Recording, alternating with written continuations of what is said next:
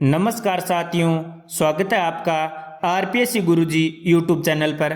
आज हम इस वीडियो में देखेंगे राजस्थान की रियासतों का भारत में विलय किस प्रकार से हुआ। मंत्रिमंडल मिशन के 22 मई 1946 के ज्ञापन द्वारा ब्रिटिश सरकार ने घोषणा कर दी कि भारत के भावी संवैधानिक ढांचे में समुचित रूप से अपना भाग अदा करने के लिए छोटी छोटी रियासतों को आपस में मिलकर बड़ी इकाइयां बना लेनी चाहिए या पड़ोस की बड़ी रियासतों या प्रांतों में मिल जाना चाहिए। राजपुताना एजेंसी के अंतर्गत 19 देशी रियासतें थीं, जिसमें से अधिकतर अपना पृथक अस्तित्व बनाए रखने में योग्य नहीं थी। राजस्थान के राजाओं और जननेताओं ने इस स्थिति को समझ लिया और आपस में संघ बनाने की योजना बनने लगी। इसमें सबसे पहला प्रयास कोटा के महाराजा भीम सिंह ने किया। हाड़ौती संघ बनाने के प्रयास को लेकर या वृत्त कोटा बनाने के प्रयास को लेकर आगे इस कार्य को मेवाड़ के महाराणा भूपाल सिंह ने बढ़ाया। इन्होंने राजस्थान यूनियन बनाने का प्रयास किया। भारत पाकिस्तान के विभाजन की घोषणा के बाद भारत की सीमा में 562 छोटी बड़ी रियासतें थीं तथा पाकिस्तान की सीमा में केवल 3 रियासतें थीं। भारतीय स्वतंत्रता अधिनियम 1947 जो 18 जुलाई 1947 को पारित हुआ, धारा 8 के तहत अंग्रेजी सरकार व रियासतों के मध्य हुए सभी समझौतों को रद्द कर दिया गया। स्वतंत्रता के लिए इन रियासतों के सामने 3 विकल्प रखे गए, भारत में शामिल हो जाएं या पाकिस्तान में शामिल हो जाएं या स्वतंत्र रूप से रहें। साथियों, पाकिस्तान के मोहम्मद अली जिन्ना इन रियासतों को अपनी ओर मिलाना चाहते थे या स्वतंत्र रहने के लिए प्रेरित कर रहे थे, जबकि भारत इन्हें अपने में विलय करना चाहता था। 5 जुलाई 1947 को सरदार वल्लभ भाई पटेल के नेतृत्व में रियासती विभाग का गठन किया गया, जिसका सलाहकार व सचिव वीपी मेनन को बनाया गया। इसका मुख्य कार्य क्या था?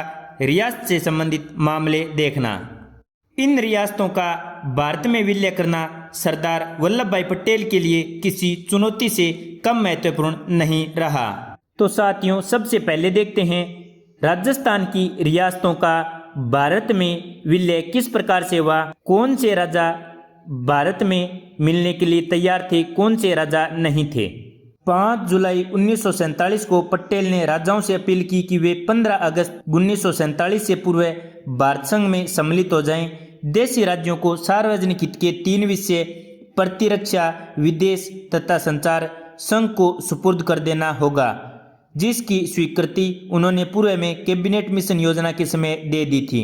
भारतीय संघ इससे अधिक उनसे और कुछ नहीं मांग रहा। संघ देशी राज्यों के आंतरिक मामले में हस्तक्षेप करने की मंशा नहीं रखता। कांग्रेस राजाओं के विरुद्ध नहीं है। देशी नरेशों ने सदैव देशभक्ति व लोक कल्याण के प्रति अपनी आस्था प्रकट की है। सरदार वल्लभ भाई पटेल ने राजाओं को यह चेतावनी भी दी कि यदि कोई नरेश यह सोचता हो कि ब्रिटिश परमोच्चता उसको स्थानांतरित कर दी जाएगी, तो यह उनकी सबसे बड़ी भूल है। परमोच्चता तो जनता में निहित है। साथियों, रियासती विभाग ने देशी राज्यों को भारत अथवा पाकिस्तान में प्रवेश के लिए 2 प्रकार के प्रपत्र तैयार करवाए, प्रविष्ट शैलेख यानी इंस्ट्रूमेंट ऑफ एक्शन तथा यथास्थिति समझौता पत्र stand still agreement. Instrument of action एक प्रकार का मिलाप पत्र यानी जॉइंट लेटर था, जिस पर हस्ताक्षर करके कोई भी राजा भारतीय संघ में प्रवेश कर सकता था और अपना आधिपत्य केंद्र सरकार को समर्पित कर सकता था। स्टैंड स्टिल एग्रीमेंट प्रशासनिक एवं आर्थिक संबंधों की यथास्थिति बनाए रखने के लिए सहमति पत्र था। भारत सरकार ने निर्णय किया कि वह उसी राज्य के साथ यथास्थिति समझौता करेगी जो राज्य प्रविष्ट शैलेख पर हस्ताक्षर करेगा। दोनों प्रकार के प्रपत्रों को वायसराय ने 25 जुलाई 1947 की बैठक में उन देशी राज्यों के शासकों को दे दिया जो भारत की सीमा में पड़ने वाले थे, क्योंकि जिन्ना ने वायसराय को कहा था कि पाकिस्तान की सीमा में आने वाले राज्यों से वे स्वयं बात करेंगे। बीकानेर के महाराजा शार्दुल सिंह स्वतंत्र भारत में अपने अधिकारों को लेकर अत्यंत सतर्क थे। साथियों, भारत के साथ विलय पत्र पर हस्ताक्षर करने वाले सबसे पहले रियासत के राजा शार्दुल सिंह बीकानेर के थे, जिन्होंने 6 अगस्त 1947 को हस्ताक्षर किए। पंजाब के फिरोजपुर स्थित वाटर हेड वर्क्स पर पाकिस्तान ने दावा कर दिया। इस पर बीकानेर के राजा शार्दुल सिंह चिंतित हो गए तथा महाराजा शार्दुल सिंह ने प्रधानमंत्री के.एम. पणिकर, जस्टिस टेकचंद बख्शी और मुख्य अभियंता कंवर सेन को बीकानेर राज्य का पक्ष रखने के लिए नियुक्त किया। पणिकर ने रियासती विभाग के मंत्री तथा विभाजन हेतु गठित उच्च स्तरीय परिषद के सदस्य सरदार पटेल के पास इस बात के लिए दबाव डाला कि सुनिश्चित कर लें कि फिरोजपुर हेडवर्क्स पूर्णतः भारत सरकार द्वारा नियंत्रित रहेगा। महाराजा शार्दुल सिंह ने माउंटबेटन तथा पटेल को संदेश भिजवाया कि यदि फिरोजपुर हेड वर्क्स तथा गंग नहर का एक भाग पाकिस्तान में जाता है तो हमारे लिए पाकिस्तान में सम्मिलित होने के अलावा कोई अन्य मार्ग नहीं बचेगा। 17 अगस्त 1947 को रेडक्लिफ ने फिरोजपुर हेडवर्क्स को भारत में बने रहने का निर्णय दिया। 6 अगस्त 1947 को शार्दुल सिंह ने प्रविष्टि संलेख पर हस्ताक्षर कर दिए। बीकानेर महाराजा शार्दुल सिंह वायसराय के पुराने दोस्त थे जिन्होंने बड़े नाटक के अंदाज में हस्ताक्षर किए, लेकिन अंत में हस्ताक्षर कर दिए। इस तरह से भारत में विल्य पत्र पर हस्ताक्षर करने वाली पहली रियासत बीकानेर बन गई। 15 अगस्त 1947 को महाराजा ने एक भाषण में स्वतंत्र भारत में स्वतंत्र बीकानेर की कल्पना को दोहराया और कहा कि बीकानेर का राजकीय ध्वज बीकानेर की सार्वभौम सत्ता का द्योतक है। देशी राज्यों के विलय के पश्चात सरदार वल्लभ भाई पटेल ने महाराजा शार्दुल सिंह का धन्यवाद करते हुए लिखा कि राजाओं को गलत राह पर ले जाने के लिए जानबूझकर जो संदेह और भ्रम उत्पन्न किए गए उन्हें मिटाने में महाराज ने जो कष्ट किया मैं उसे भली भांति परिचित हूँ। महाराज का नेतृत्व निश्चय ही समयानुकूल और प्रभावशाली रहा है। जनवरी 1948 में लॉर्ड माउंटबेटन जब बीकानेर आए तो उन्होंने भाषण में शार्दुल सिंह की प्रशंसा में कहा कि महाराजा प्रथम शासक थे जिन्होंने भारत का नया संविधान बनाने में मदद देने के लिए संविधान निर्मात्री सभा में प्रतिनिधि भेजकर यह अनुभव कर लिया कि भविष्य में रजवाड़ों को क्या करना है। 2 सितंबर 1954 को राष्ट्रपति डॉक्टर राजेंद्र प्रसाद ने बीकानेर में महाराजा शार्दुल सिंह की मूर्ति का अनावरण करते हुए प्रशंसा में कहा, जब एक ओर भारत के बंटवारे की विपत्ति आ रही थी और दूसरी ओर भारतवर्ष के टुकड़े किए जाने के लिए द्वार खोले जा रहे थे, उन्होंने जवामर्दी देश प्रेम तथा दूरदर्शिता से अपने आप को खड़ा करके उस दरवाजे का मुंह बंद कर दिया। 6 अगस्त 1947 को भारत के साथ विल्य पत्र पर हस्ताक्षर करने के कुछ समय बाद बीकानेर के महाराजा का पाकिस्तान की तरफ झुकाव हो गया। बीकानेर के अधिकारियों तथा बावलपुर राज्य के प्रधानमंत्री नवाब मुश्ताक अहमद गुरमानी के मध्य भारत सरकार के सैन्य अधिकारी मेजर साठ की अध्यक्षता में बीकानेर में 7 नवंबर 1947 को एक बैठक हुई। इस बैठक में दोनों रियासतों के मध्य शरणार्थियों तथा सीमा संबंधी विवादों पर चर्चा हुई तथा एक समझौता भी हुआ। इसके बाद मेजर शॉर्ट ट्रेन से दिल्ली चले गए, लेकिन गुरमानी को सरकारी रिकॉर्ड में बावलपुर जाना दिखा दिया गया, मगर महाराजा शार्दुल सिंह ने गुरमानी को गुप्त मंत्रणा के लिए लालगढ़ में ही रोक लिया। 3 दिनों तक यह गुप्त मंत्रणा चलती रही। राजमहल का समस्त स्टाफ मुसलमानों का था, केवल कुछ हिंदू कर्मचारियों को महल में प्रवेश दिया गया। इनमें से जनसंपर्क अधिकारी ब्रजराज कुमार भटनागर भी थे। इन्हें उर्दू का जानकार तथा महाराज का अत्यंत विश्वस्त होने के कारण प्रवेश दिया गया। 10 नवंबर तक गुरमानी और शार्दुल सिंह के बीच गुप्त मंत्रणा चलती रही। शार्दुल सिंह का झुकाव पाकिस्तान की ओर हो गया। निर्णय लिया गया कि प्रायोगिक तौर पर 6 माह के लिए बीकानेर और बावलपुर राज्यों के मध्य एक व्यापारिक समझौता हो। समझौता लिखित में हुआ तथा दोनों ओर से हस्ताक्षर करके एक दूसरे को सौंप दिया गया। ब्रज कुमार भटनागर ने यह बात बीकानेर में हिंदुस्तान टाइम्स के संवाददाता दाऊद दयाल आचार्य को बता दी। यह समाचार 17 नवंबर 1947 को हिंदुस्तान टाइम के दिल्ली संस्करण में तथा 18 नवंबर को बीकानेर संस्करण में प्रकाशित हुआ, जिससे दिल्ली व बीकानेर में हड़कंप मच गया। बीकानेर प्रजा परिषद के नेताओं ने इस संधि का विरोध करने का निर्णय लिया और दिल्ली जाकर भारत सरकार को ज्ञापन देने की घोषणा की। यह रक्षा से संबंधित मामला था तथा संघ सरकार के अधीन आता था, इसलिए पटेल ने तुरंत एक सैन्य संपर्क अधिकारी को बीकानेर तथा बावलपुर की सीमा पर नियुक्त किया। बीकानेर महाराज को लिखा कि इस अधिकारी का पूरा सहयोग किया जाए। बीकानेर के गृह मंत्रालय द्वारा समाचार पत्र के संवाददाता को समाचार का स्रोत बताने के लिए कहा गया। इस तार में रायसिंह नगर के नाजिम को सूचित किया गया था कि बावलपुर रियासत से हमारा व्यापार यथावत चल रहा है। रायसिंह नगर में राजस्व विभाग के भूतपूर्व पेशकार मेघराज पारीक ने वह तार नाजिम के कार्यालय से चुराकर दाऊदलाल आचार्य को सौंप दिया। इस तार के प्रकाश में आने के बाद बीकानेर राज्य का गृह विभाग शांत होकर बैठ गया। बीकानेर का भारत में विलय हो गया। भारत की एक और बड़ी रियासत जोधपुर भारत में किस प्रकार से विलय हुई, इसके बारे में बात करते हैं। 8 जून 1947 को जोधपुर नरेश उम्मेद सिंह का देहांत हो गया। 21 जून 1947 को 25 वर्षीय पुत्र हनुमंत सिंह या हनुमंत सिंह का राज्यारोहण हुआ। जोधपुर राज्य 28 अप्रैल 1947 से विधानसभा में भाग ले रहा था तथा हनुमंत सिंह ने 2 बार भारत में मिलने की घोषणा कर दी थी, लेकिन आज़ादी से 10 दिन पहले पाकिस्तान का निर्माण करने वाले मोहम्मद अली जिन्ना तथा उनका साथ देने वाले नवाब के भोपाल तथा धौलपुर के महाराजा उदयभान सिंह की बातों में आ गए। महाराजा हनुमंत सिंह कांग्रेस से घृणा करते थे तथा जोधपुर की रियासत पाकिस्तान से लगी हुई थी, इसलिए हनुमंत सिंह ने पाकिस्तान में मिलने का विचार प्रकट किया।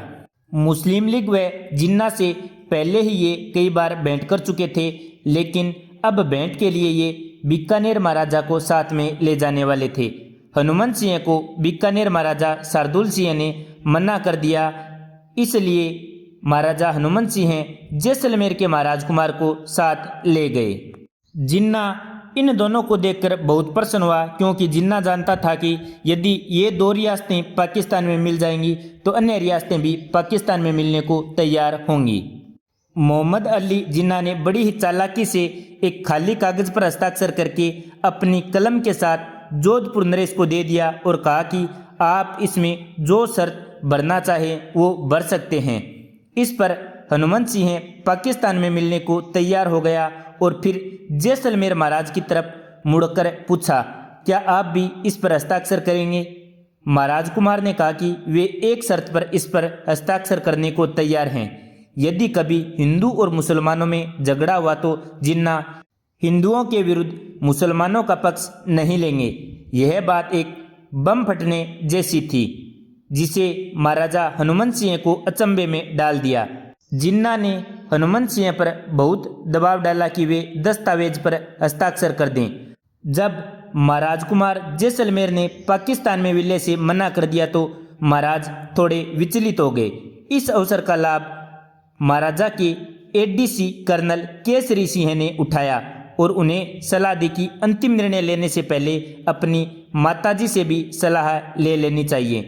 महाराज ने मोहम्मद अली जिन्ना को यह कहकर विदा ले ली कि वे सोच समझकर 2 दिन में अपने निर्णय से उन्हें अवगत करा देंगे। कर्नल केसरी सिंह ने जोधपुर लौटकर प्रधानमंत्री CS वेंकटाचार्य को तथ्यों से अवगत कराया तथा वेंकटाचार्य ने षड्यंत्र की गंभीरता को देखकर 6 अगस्त 1947 को बीकानेर राज्य के प्रधानमंत्री सरदार पणिकर के पास पत्र भिजवाया।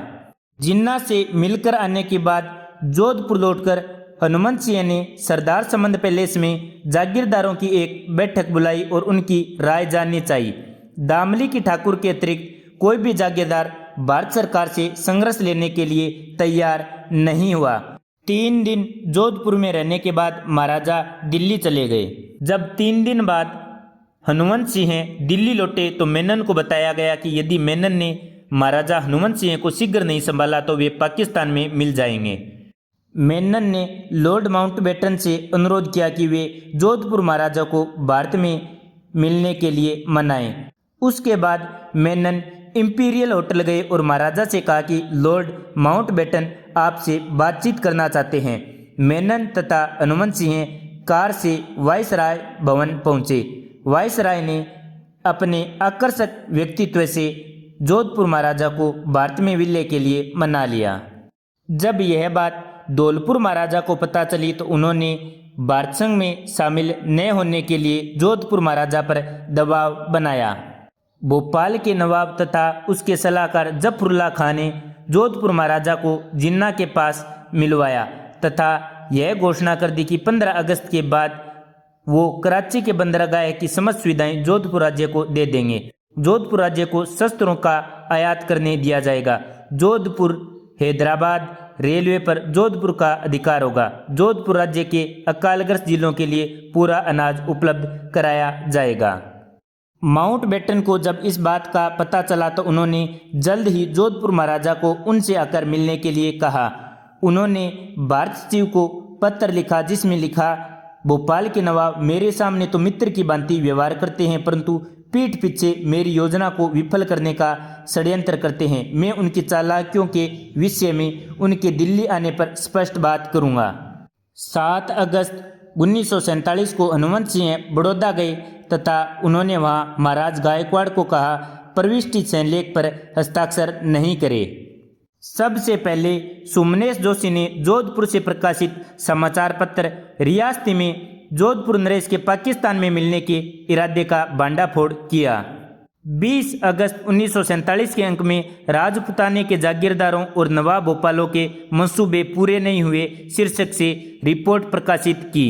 9 अगस्त 1947 को वीपी मेनन महाराजा हनुमंत सिंह को लेकर वायसराय के पास गए तो वायसराय के कहने पर मेनन ने महाराजा को विशेष रियायतें देने की बात मान ली। वायसराय ने मेनन से कहा कि हनुमंत सिंह से प्रविष्टि शैनलेख पर हस्ताक्षर करवा लें और माउंटबेटन दूसरे कमरे में चले गए। महाराजा ने अपना रिवॉल्वर निकालकर मेनन की तरफ करके कहा, मैं तुम्हारे संकेत पर नहीं नाचूंगा।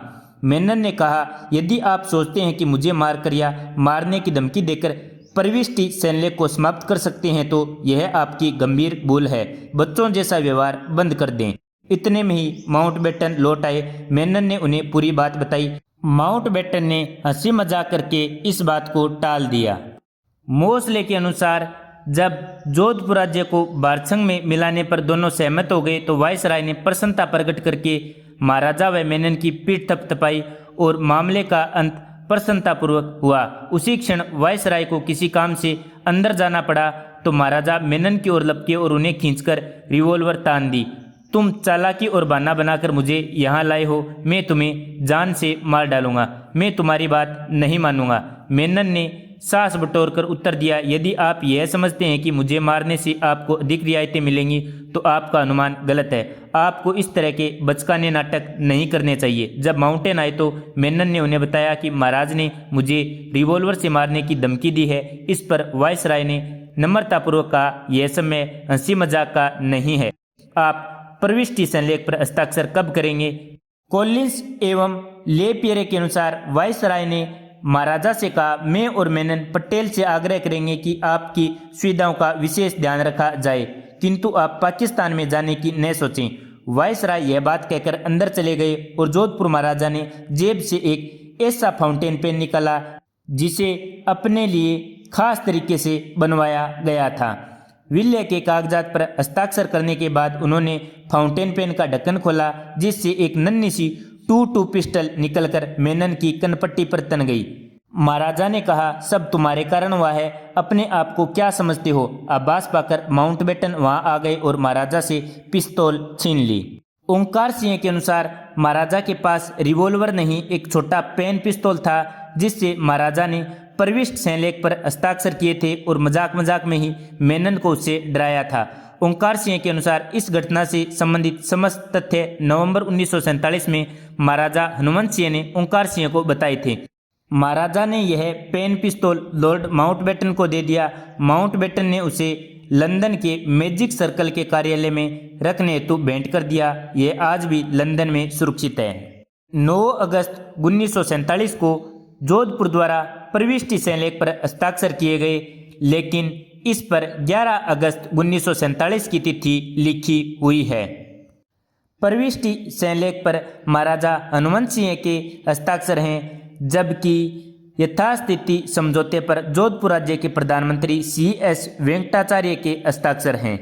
15 अगस्त 1947 को जोधपुर में 2 स्थानों पर समारोह बनाया गया। एक समारोह गिरदी कोट में मनाया गया जहां नगरपालिका के चेयरमैन द्वारकादास पुरोहित ने झंडारोहण किया। दूसरा समारोह राज्य सरकार की ओर से महाराजा हनुमंत सिंह के नेतृत्व में मनाया गया। महाराजा ने तिरंगे को फौजी सलामी दी तथा परेड का निरीक्षण किया। इस अवसर पर महाराजा को 51 तोपों की सलामी दी गई। महाराजा ने कोई भाषण नहीं दिया।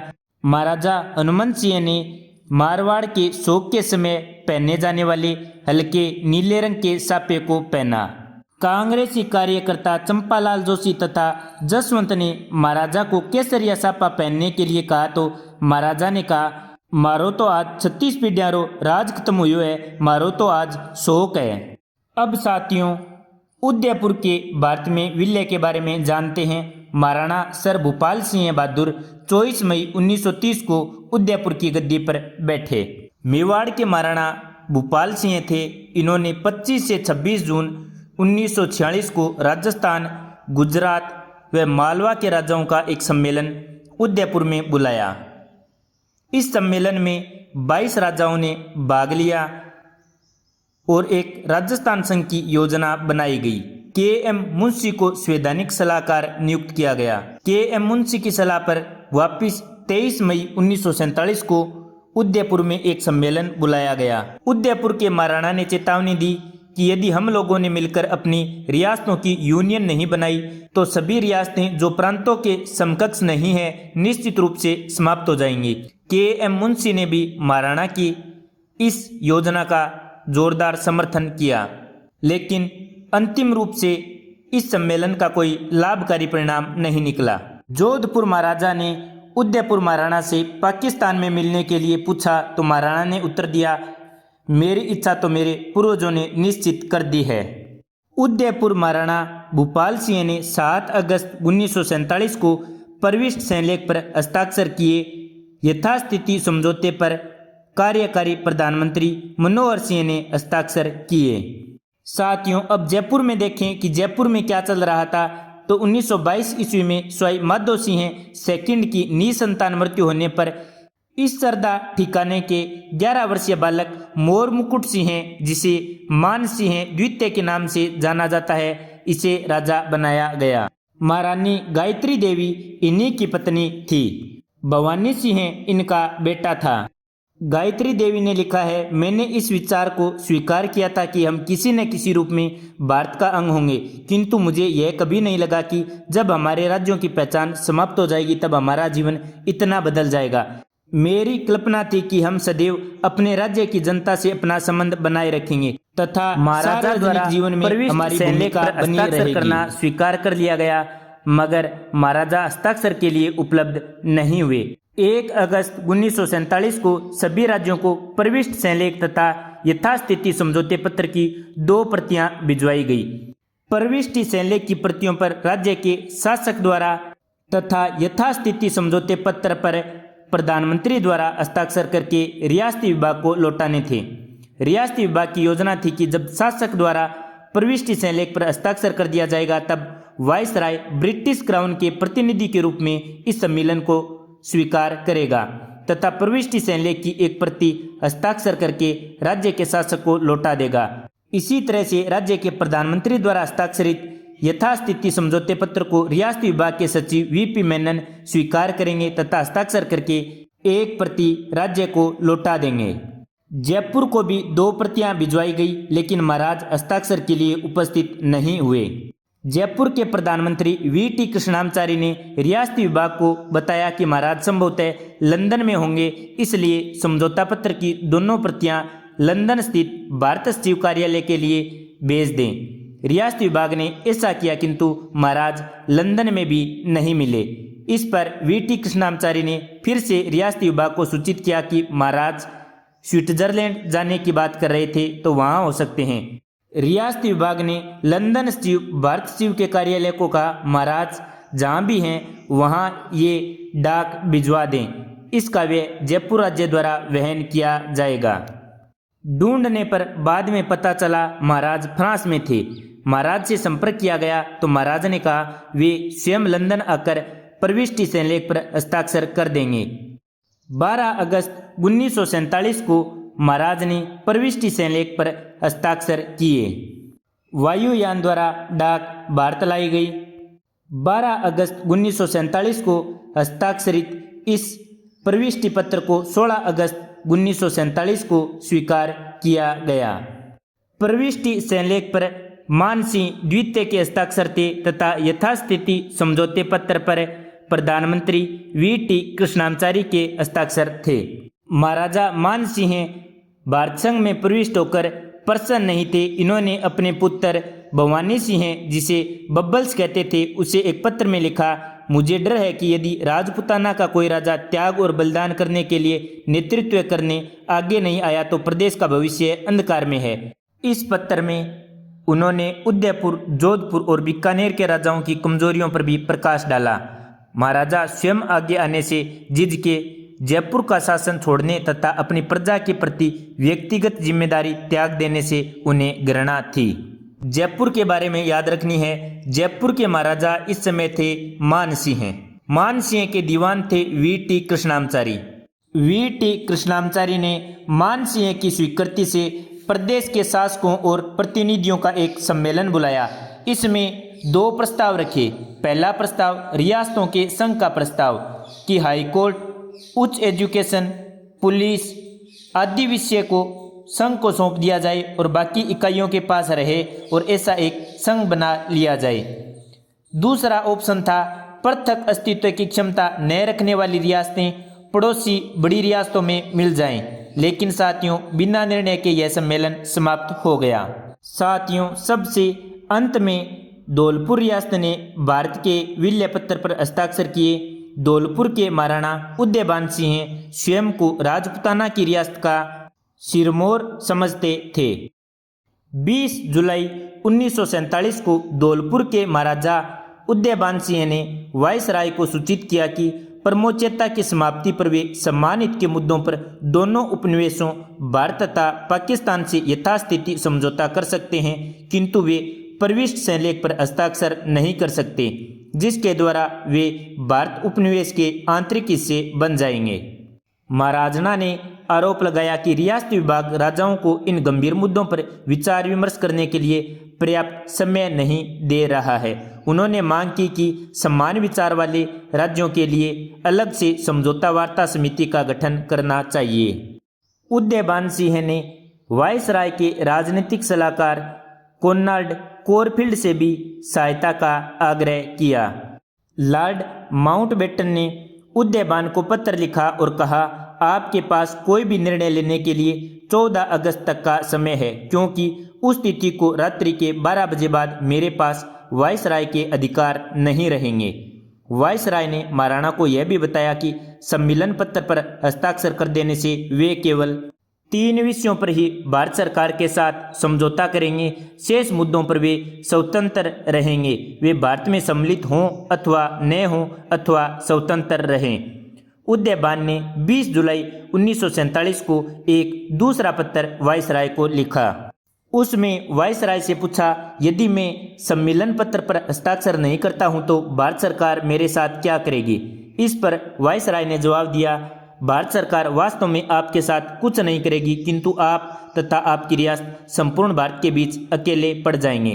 अंतिम समय तक महाराज राणा सम्मेलन पत्र पर हस्ताक्षर नहीं करने पर अड़े रहे, लेकिन जब उन्हें पता चला जोधपुर तथा भोपाल के शासकों ने अधिमिलन पत्र पर हस्ताक्षर कर दिया है तो 14 अगस्त 1947 को उन्होंने भी हस्ताक्षर कर दिए।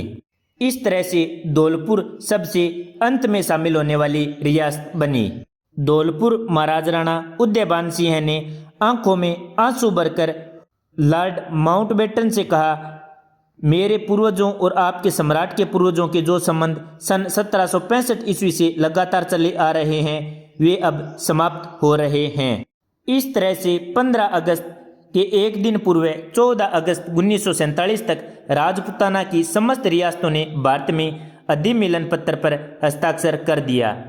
14 अगस्त 1947 तक राजपूताना की समस्त छोटी बड़ी रियासतें प्रविष्ट शिलालेख पर हस्ताक्षर कर भारत संघ में प्रवेश कर चुकी थी। इनमें बूंदी महाराव बहादुर सिंह, कोटा महाराव भीम सिंह, बांसवाड़ा के महाराज चंद्रवीर सिंह, झालावाड़ के महाराज हरीशचंद्र, किशनगढ़ महाराज सुमेर सिंह, शाहपुरा के राजाधिराज सुदर्शन देव, भरतपुर महाराज ब्रजेंद्र सिंह, अलवर महाराजा तेज सिंह इत्यादि सम्मिलित हुए।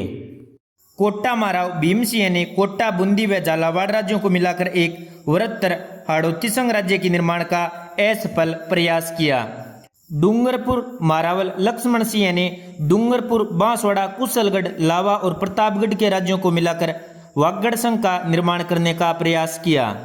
बांसवाड़ा के मारावल चंद्रवीर सिंह ने विल्य पत्र पर हस्ताक्षर करते हुए कहा, मैं अपने डेथ वारंट पर हस्ताक्षर कर रहा हूँ। साथियों, आपको अच्छी तरह से समझ में आ गया होगा कि किस तरह से राजपूताना की रियासतों को भारतीय संघ में शामिल किया गया। साथियों, राजपूताना की रियासतें भारतीय संघ में तो शामिल हो गई, लेकिन रियासती विभाग के निर्णय के अनुसार स्वतंत्र भारत में केवल वे ही रियासतें अपना पृथक अस्तित्व रख सकेंगी जिनकी आय 1 करोड़ रुपए वार्षिक तथा जनसंख्या 10 लाख या उससे अधिक हो। राजस्थान की केवल 4 रियासतें जयपुर, जोधपुर, उदयपुर व बीकानेर ही इन मानदंडों को पूरा करती थी। बाकी 15 रियासतें बच गई तथा 3 ठिकाने और एक केंद्र शासित प्रदेश। इन मानदंडों को पूरा करने के लिए साथियों अब एक नया दौर शुरू होता है राजस्थान के एकीकरण का। स्वतंत्रता के समय राजस्थान में 3 प्रकार के राज्य थे: देशी रियासतें, ठिकाने और केंद्र शासित प्रदेश। देशी रियासतों की संख्या राजस्थान में 19 थी, ठिकानों की संख्या 3 थी, केंद्र शासित प्रदेश 1 था। सलामी के आधार पर या सैल्यूट के आधार पर विभाजन किया जाए तो साथियों 2 प्रकार के राज्य थे: सैल्यूट स्टेट्स और नॉन सैल्यूट स्टेट्स। देशी रियासत जो संख्या में 19 थी सैल्यूट स्टेट्स कहलाती थी, क्योंकि इनके राजाओं को तोपों की सलामी दी जाती थी।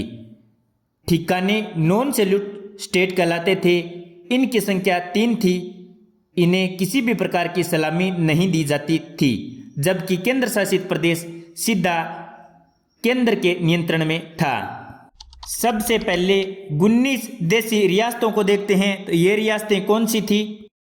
बांसवाड़ा, डूंगरपुर, प्रतापगढ़, उदयपुर, सिरोही, झालावाड़, कोटा, बूंदी, शाहपुरा, टोंक, करौली, धौलपुर, भरतपुर, किशनगढ़, जयपुर, जोधपुर, जैसलमेर, अलवर और बीकानेर।